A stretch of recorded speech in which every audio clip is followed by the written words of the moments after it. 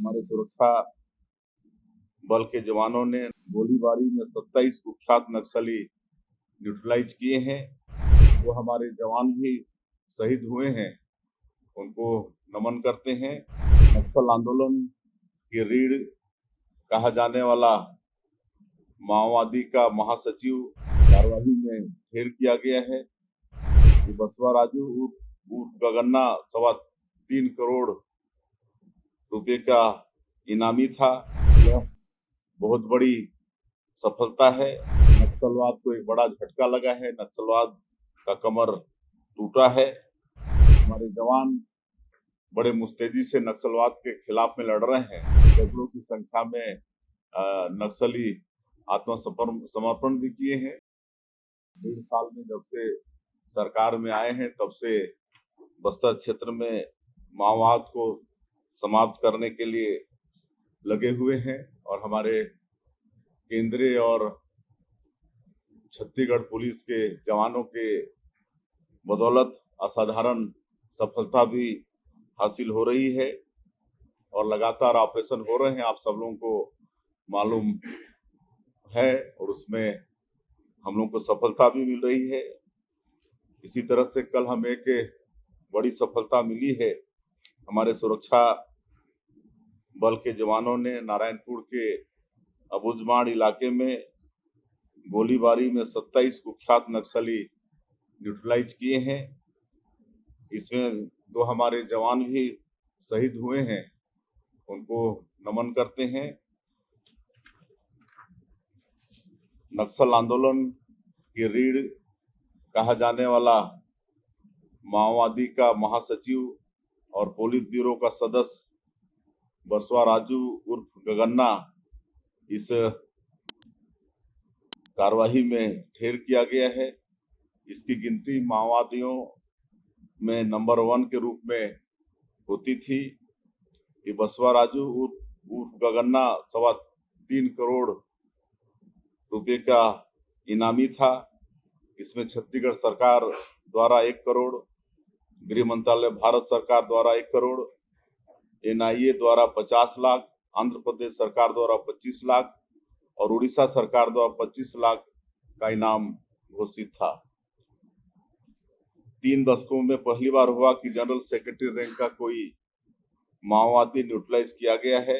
यह बहुत बड़ी सफलता है और इससे निश्चित रूप से नक्सलवाद को एक बड़ा झटका लगा है, नक्सलवाद का कमर टूटा है और इसके लिए मैं अपने सुरक्षा बल के जवानों का शौर्य और साहस को प्रणाम करता हूं। उन पर हमको गर्व है। कई महीनों से हमारे जवानों को इनपुट मिल रहे थे कि छत्तीसगढ़ और तेलंगाना की सीमा जो कर्रेकुटालू का पहाड़ी है उसमें नक्सलियों का जमावड़ा है और उसमें भी हमारे जवानों ने लंबे समय तक शौर्य का परिचय देकर वहां भी भारी सफलता हासिल की।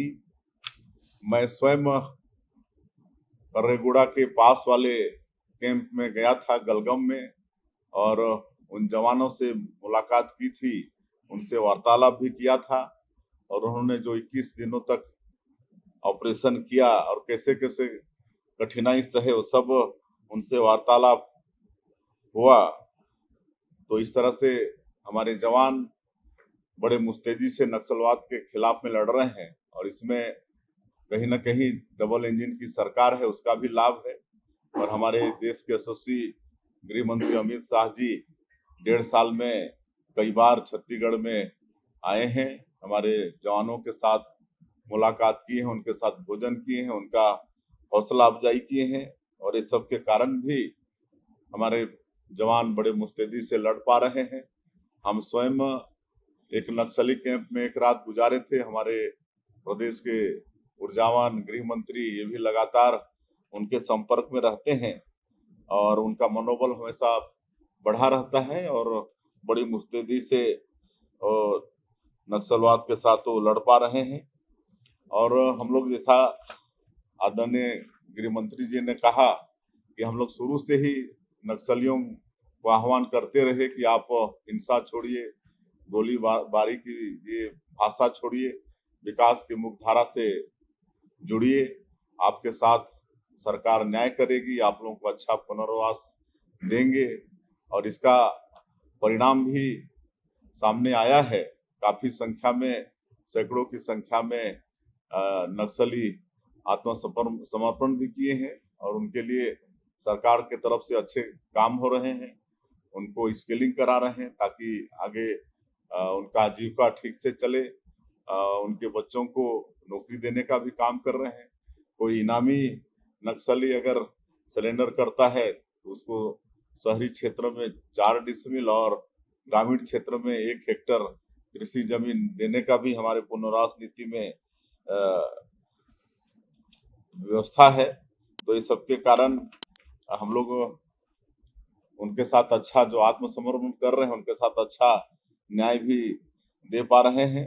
और आज लगातार नक्सलवाद के साथ लड़ाई के कारण कहीं ना कहीं बस्तर क्षेत्र में शांति व्यवस्था कायम हो रही है और बस्तर ओलंपिक का सफलतापूर्वक संपन्न होना, बस्तर पंडुम का सफलतापूर्वक संपन्न होना, इसमें 1,65,000 आपके बस्तर ओलंपिक में पंजीयन हुआ, शामिल हुए।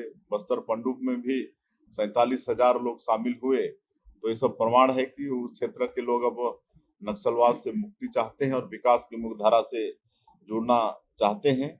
और अब ये नक्सली बहुत छोटे क्षेत्र में सिमट के रह गए हैं और जिस तरह से हमारे जवान लड़ रहे हैं, मुझे पूरा विश्वास है कि नक्सलवाद अंतिम सांसें गिन रहा है और हमारे माननीय प्रधानमंत्री जी और माननीय गृह मंत्री जी का जो संकल्प है वो अवश्य पूरा होगा।